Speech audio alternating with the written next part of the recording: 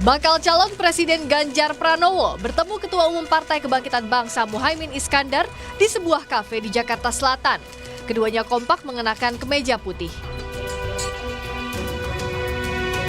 Di akhir pertemuan, Ganjar memberikan bingkisan spesial pada Caimin berupa kandang burung berisi sepasang burung lovebird berwarna merah dan hijau. Ganjar Pranowo beri kode, lovebird merupakan simbol kesetiaan. Lovebird itu setia.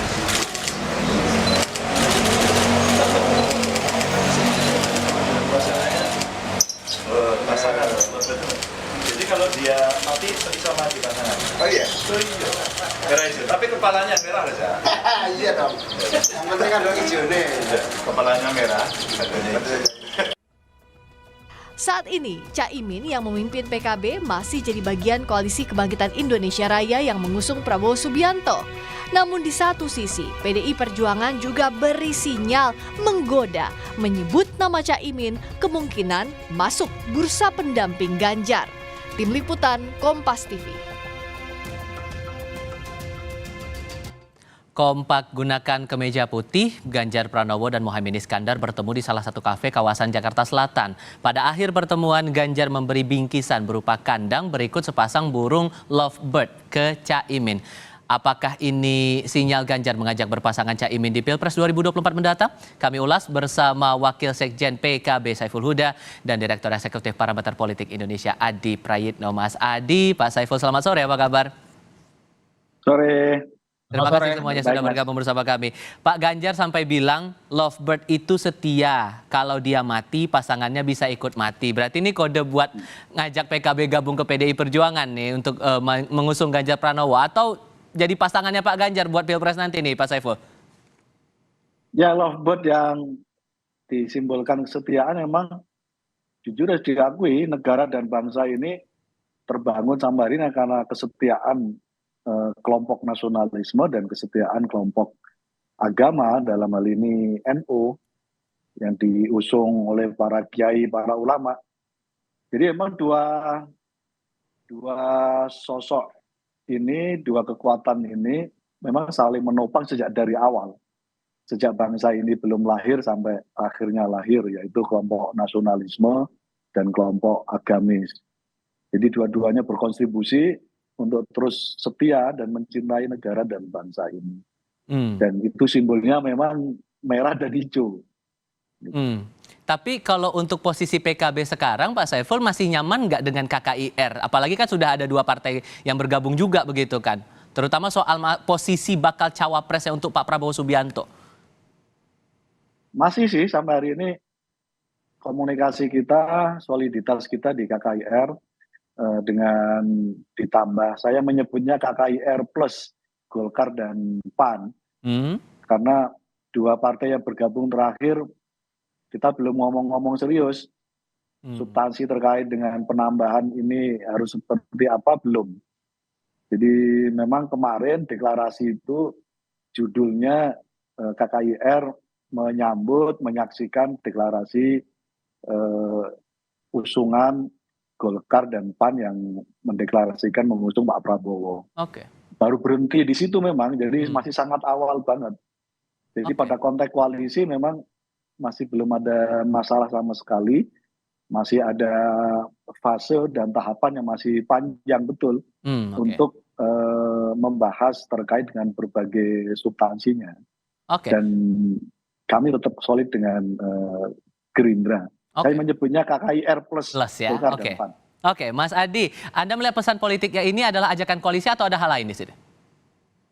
Ya, saya kira memang setiap momen dan fenomena politik tak ada yang lillahi ta'ala, Tifal. Pasti ada ya, untuk bisa maju bersama, berkoalisi bersama di 2024. Sepertinya Ganjar dan PDIP paham betul bahwa sampai hari ini PKB itu sebenarnya sedang ingin memastikan persis ya, apakah Caimin bisa maju di 2024.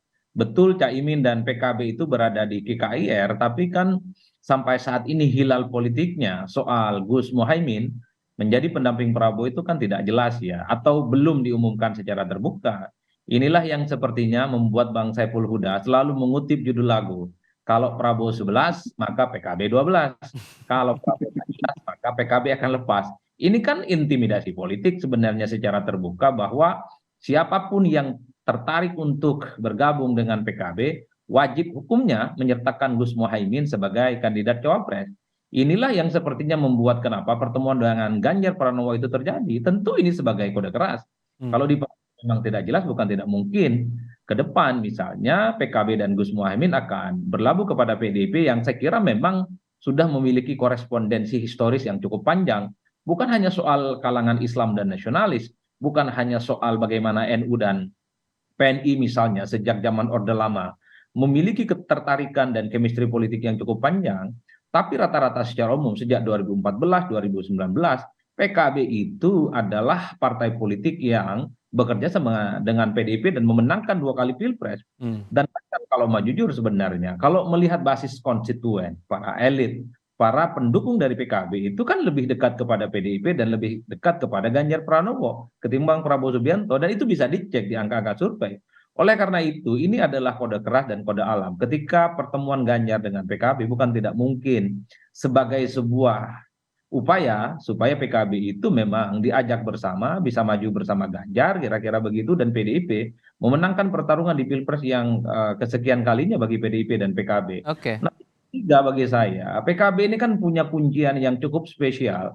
Bahkan kalau saya agak sedikit ekstrim, siapapun yang ingin menang Capres 2024, jangan lepas PKB, udah itu aja. Kenapa? Karena PKB itu adalah replika politik dari Nahdlatul Ulama. Suka tidak suka, PKB itu adalah anak kandung yang dilahirkan dari Nahdlatul Ulama. Bahkan kalau ditanya kepada orang yang merasa dan mengidentifikasi dirinya sebagai Nahdlatul Ulama, pasti pilihan politiknya kepada PKB. Oleh karena itu, PKB selain memiliki tarikan nafas politik yang inklusif dan cukup terbuka, PKB ini adalah partai politik yang bisa mengorkestrasi dan mengonsolidasi kekuatan basis politik kalangan Nahdliyin, Mas. Inilah yang saya katakan kepada siapapun yang ingin maju di 2024, jangan kasih lepas ini PKB gitu ya, apapun judulnya. Ini harus diikat barang. Oleh karena itu, pertemuan dengan Ganjar Pranowo dan Gus Muhaimin, saya kira ini adalah sebagai salah satu bentuk keseriusan bagaimana Ganjar dan PDIP sepertinya harus gitu ya menjadikan Muhaimin dan PKB sebagai bagian kemenangan mereka. Oke, kode keras kalau kata Mas Adi di Pak Saiful. Betul, ini kode keras untuk KKIR juga nih. Ayo dong, segera dong baca wapresnya Caimin untuk Pak Prabowo nanti di Pilpres.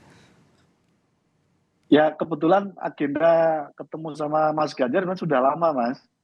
Yang pertama kan kebetulan waktu itu kami mengundang Mas Ganjar hadir dalam acara harlah di Solo, dan Mas Ganjar kebetulan tidak bisa hadir. Yang kedua, agenda diskusi kemarin kebetulan dua-duanya sama-sama Kagama, alumni dari UGM.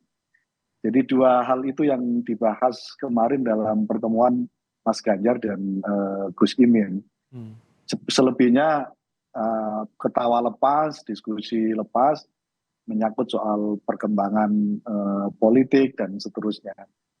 Itu yang pertama. Yang kedua, sampai hari ini kami masih merasa bahwa Pak Prabowo pasti akan menepati janji apa yang sudah disampaikan beliau berkali-kali dalam berbagai pertemuan, bahwa hak cawapres adalah Gus Imin. Dan secara objektif, apa yang disampaikan oleh Mas Adi, saya kira sangat betul bahwa Pak Prabowo memang membutuhkan sosok atau figur dan kekuatan Gus Imin dan PKB. Karena kan wapres itu kan sebenarnya di Indonesia ini kan simbol representasi politik. Jadi, dan itulah yang terjadi dari berbagai putaran politik. Sampai misalnya terakhir potret kita Pak Jokowi mengambil Pak Kiai Ma'ruf gitu. Karena memang posisi wapres adalah representasi politik. Saya menyebutnya dia adalah representasi ideologis banyak kelompok yang sudah punya saham cukup kuat mendirikan negara dan bangsa ini. Kalau figur yang pragmatis, kalau figur yang teknokratis cukup di level kementerian. Mas Adi, tapi beberapa kali juga Ganjar tadi saat memberikan lovebird itu berkali-kali bilang kepalanya warnanya merah, badannya warnanya hijau. Itu sudah jelas menguatkan bahwa ya pengennya PDI Perjuangan ini pasangannya sama PKB begitu. Ya jelas itu kode keras Mas, ajakan berkoalisi, apalagi yang perlu ditafsirkan. Kan tinggal bagaimana Bang Saiful Huda, Gus Muhaimin dan PKB ini membicarakan tawaran-tawaran ini secara serius. Apapun judulnya, siapa yang tidak meleleh kalau digoda oleh Ganjar dan Tapi peluangnya persentasenya Anda melihatnya bagaimana kemudian dengan dinamika yang berlaku sekarang? Ya kalau kita percaya dengan Bang Saiful Huda memang agak sulit ya, karena memang soal cawapresnya itu saat ini diberikan kunci Inggrisnya oleh Prabowo Subianto. Tapi kan kita ingat, sejak masuknya PAN dan Golkar, seakan-akan privilege soal cawapres Prabowo Subianto ini kan harus berbagi dengan yang lainnya. PAN itu kan bergabung dengan Prabowo membawa proposal politik. Bahwa siapapun capresnya, apalagi Prabowo, ya wakilnya adalah Erick Thohir kan. Apalagi Oke. orang mengaitkan bahwa Erick Thohir ini adalah sesuai seleranya Pak Lurah misalnya. Baik.